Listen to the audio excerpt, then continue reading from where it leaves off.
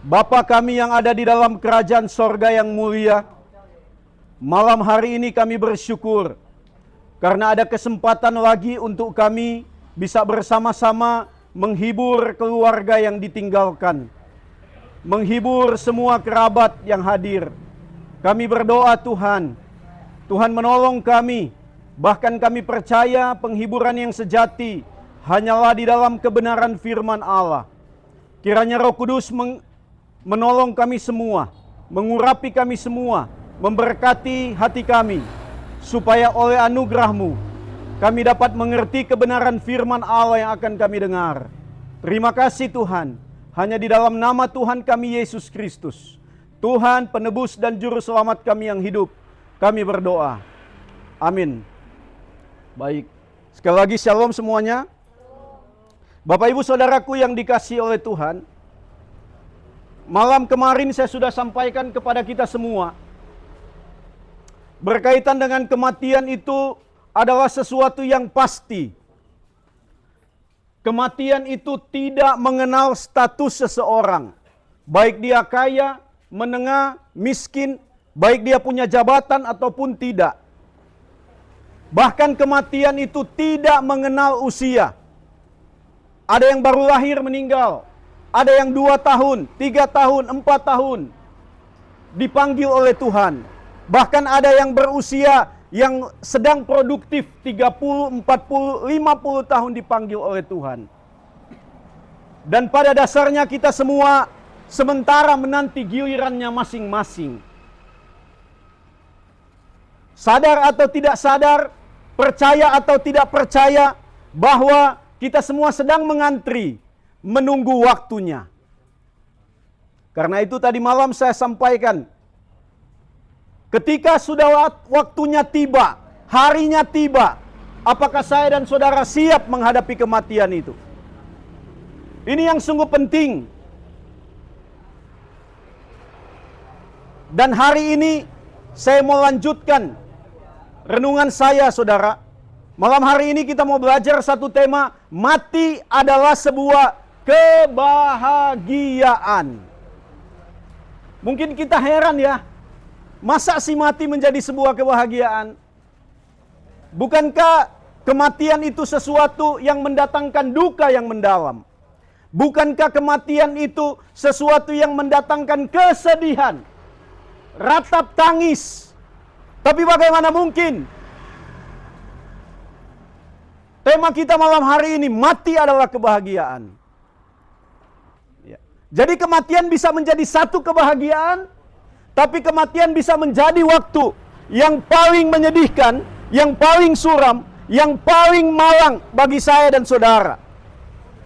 Karena itu, saudaraku, yang harus kita jawab bagi diri kita masing-masing, bagaimana supaya ketika harinya tiba, kematian menjadi sesuatu yang membahagiakan bagi saya. Gitu kan? Ini kan harus kita pikirkan bersama-sama. Saudara nanti yang memutuskan. Mari kita buka Alkitab kita.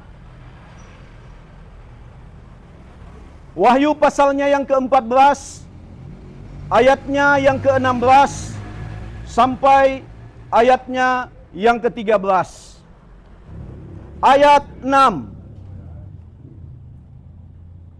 Dan aku melihat seorang malaikat lain terbang di tengah-tengah langit, dan padanya ada Injil yang kekal untuk diberitakannya kepada mereka yang diam di atas bumi, dan kepada semua bangsa, dan suku, dan bahasa, dan kaum.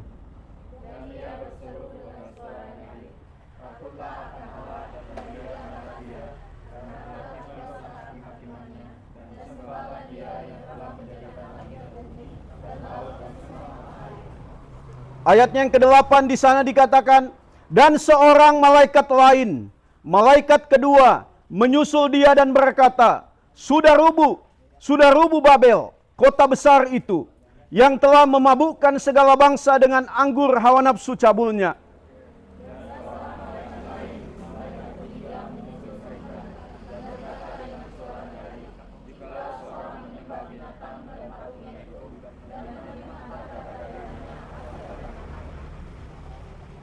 Ayatnya yang ke-10 di sana, maka ia akan minum dari anggur murka Allah yang disediakan tanpa campuran dalam cawan murkanya, dan ia akan disiksa dengan api dan belerang di depan mata malaikat-malaikat kudus dan di depan mata anak domba.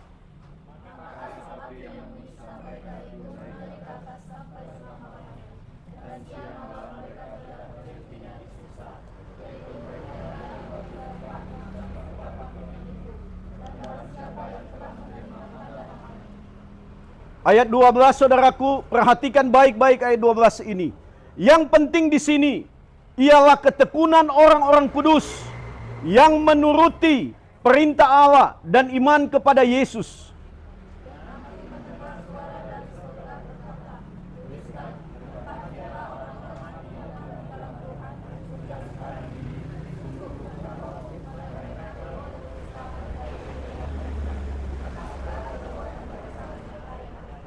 Nah, Bapak Ibu Saudaraku, keluarga yang dikasihi oleh Tuhan kita Yesus Kristus,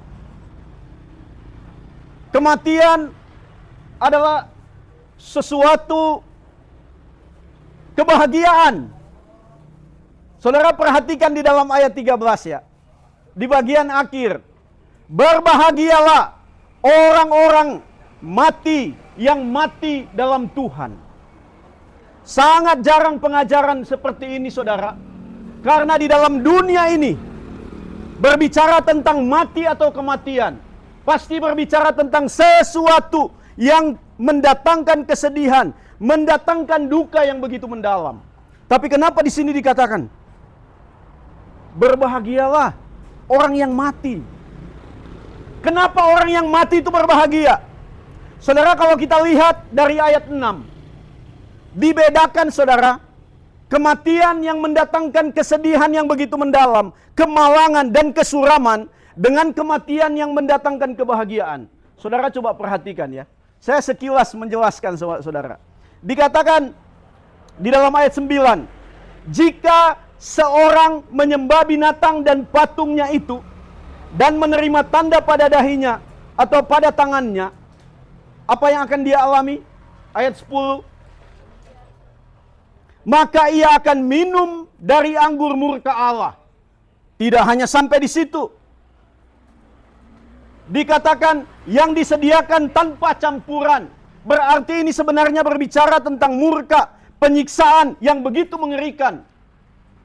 Bahkan dikatakan ia akan disiksa dengan api dan belerang di depan mata malaikat-malaikat kudus dan di depan anak domba Allah. Jadi penyiksaan itu adalah sesuatu yang pasti bagi orang-orang yang sama sekali tidak mengakui anak domba Allah, yang tidak mengakui Kristus di dalam hidupnya.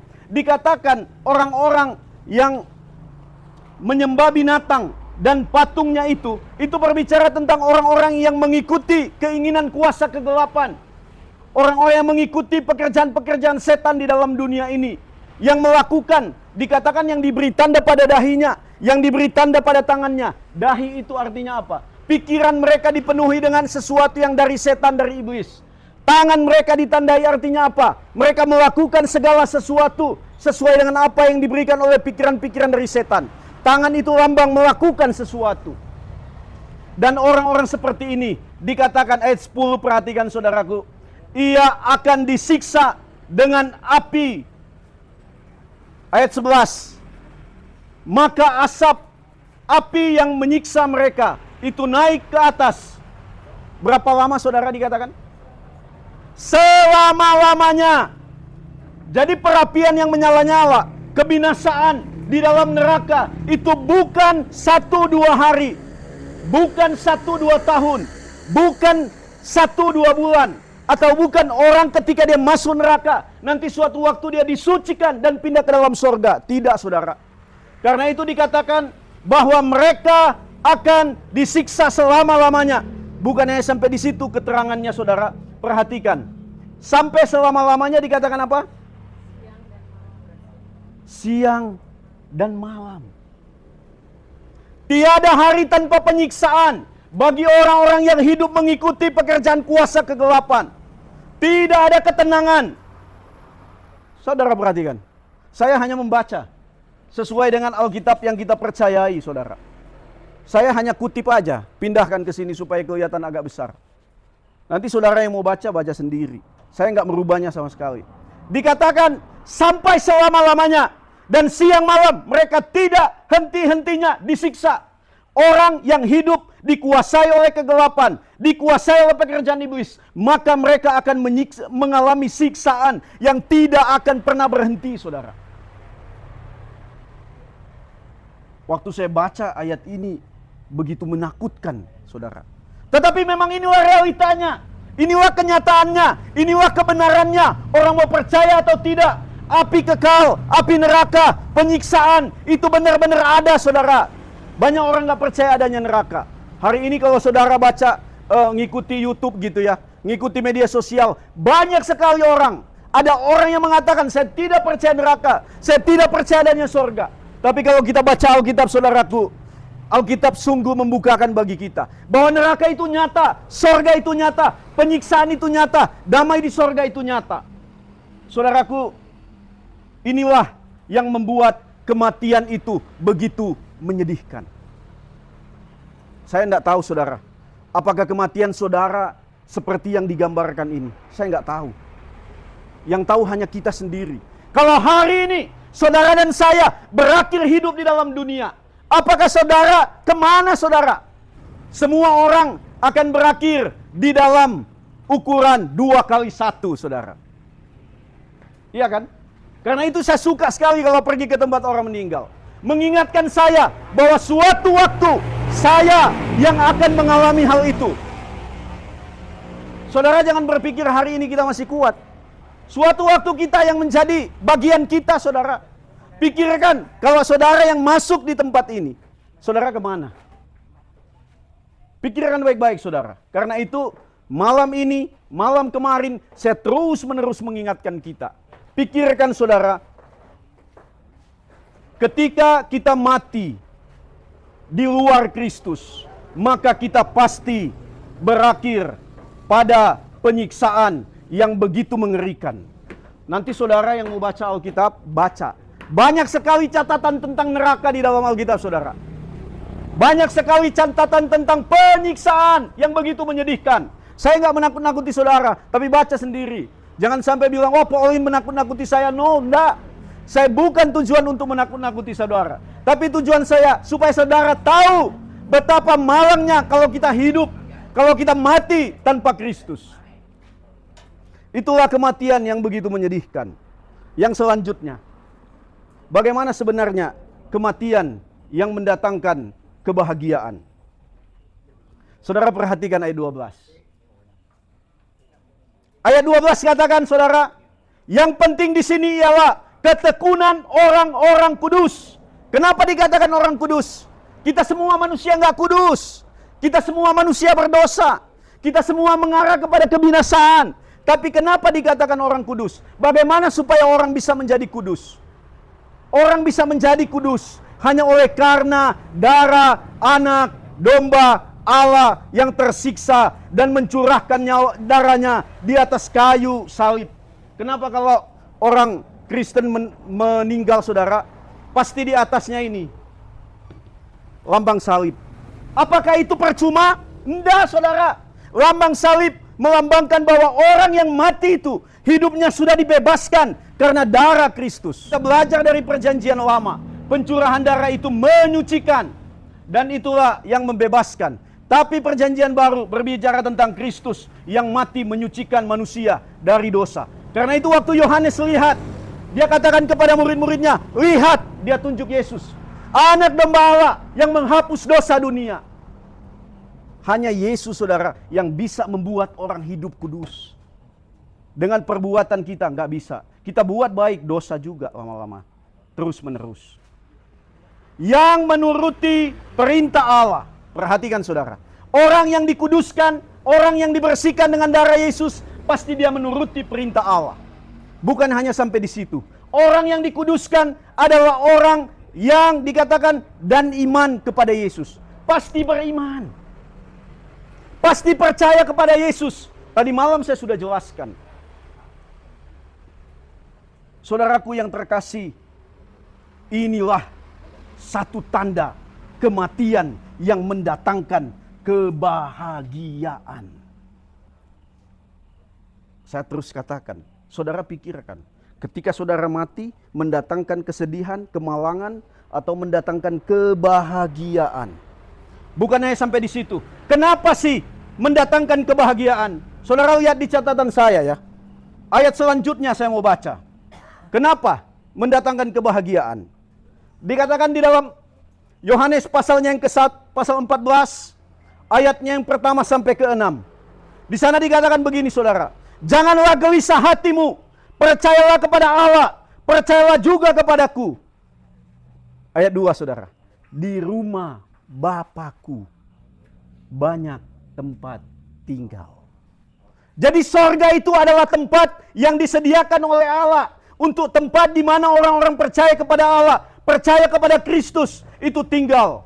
Dikatakan selanjutnya, jika tidak demikian, tentu aku mengatakannya kepadamu. Sebab aku pergi ke situ untuk menyediakan tempat bagimu. Saudara, kenapa kita pasti masuk sorga kalau kita percaya Yesus? Yesus dari sorga turun menjadi manusia. Dia firman yang menjadi manusia. Dan hanya dia yang tahu bagaimana jalan ke sorga. Karena itu dia katakan saudara, aku pergi ke situ. Untuk apa? Jadi Yesus dalam dunia, dia lahir, dia menderita, dia mati, dia disalib. Tetapi apa sampai di situ? Tidak. Dia bangkit dari kematian mengalahkan maut. Setelah dia bangkit dari kematian, Alkitab katakan apa? Nanti tanggal 9 Mei kita akan rayakan kenaikan apa? Tuhan Yesus. Yesus naik ke sorga. Hanya dia yang dari sorga, hanya dia yang tahu jalan ke sorga. Karena itu dikatakan, dan apabila aku telah pergi ke situ, ayat 3, dan telah menyediakan tempat bagi kamu, aku akan datang kembali dan membawa kamu ke tempatku. Jangan khawatir saudara. Kalau orang sudah percaya kepada Kristus, Alkitab dengan tegas dan jelas mengatakan bahwa ada tempat di sorga. Karena itu kapanpun kita dipanggil Tuhan, siap. Karena apa? Kalau kita mati, pasti sudah ada tempat. Kalau kita meninggal dari dunia ini, pasti sudah ada tempat. Artinya tempat yang disediakan bagi kita sudah siap saudara. Dan selanjutnya kita lihat. Kenapa kita meyakini hal itu saudara? Dikatakan ayat 6. Akulah jalan dan kebenaran dan hidup. Catat baik-baik yang selanjutnya saudara. Tidak ada seorang pun yang datang kepada Bapa. Kalau apa? Tidak melalui aku. Bapa itu di mana? Di sorga. Kalau kita tidak melalui iman kepada Kristus, maka kita tidak mungkin sampai ke sorga. Orang berpikir banyak jalan ke Roma, betul ya? Kalau kita baca, banyak jalan ke Roma, betul saudara. Lewat manapun, negara manapun, saudara bisa sampai ke Roma. Tapi sorry saudara, tanpa Kristus tidak ada jalan ke sorga yang lain. Karena itu dikatakan di sini jelas saudara. Sekali lagi saya nggak merubah, nanti saudara baca sendiri ya. Yohanes pasalnya yang ke-14 ayat 6. Tidak ada seorang pun yang dapat datang kepada Bapa kalau tidak melalui aku. Karena apa? Yesus jalan satu-satunya. Dikatakan akulah. Aku itu berarti berapa jumlahnya? Kalau akulah berarti berapa? Satu saudara. Nggak ada yang lain. Pikirkan baik-baik saudaraku. Dan selanjutnya, kenapa kematian itu mendatangkan kebahagiaan? Ini terakhir saudara, ayat saya mau bagikan kepada saudara. 2 Korintus. Kayaknya saya lupa catat di sini ya saudara ayatnya ya. 2 Korintus pasal 5. 2 Korintus pasal 5 ayat 1 sampai ayatnya yang ke-5. Di sana dikatakan, ada di sini saudara. Karena kami tahu bahwa jika kemah tempat kediaman kami di bumi ini dibongkar, apa yang akan terjadi? Allah telah menyediakan suatu tempat kediaman di sorga.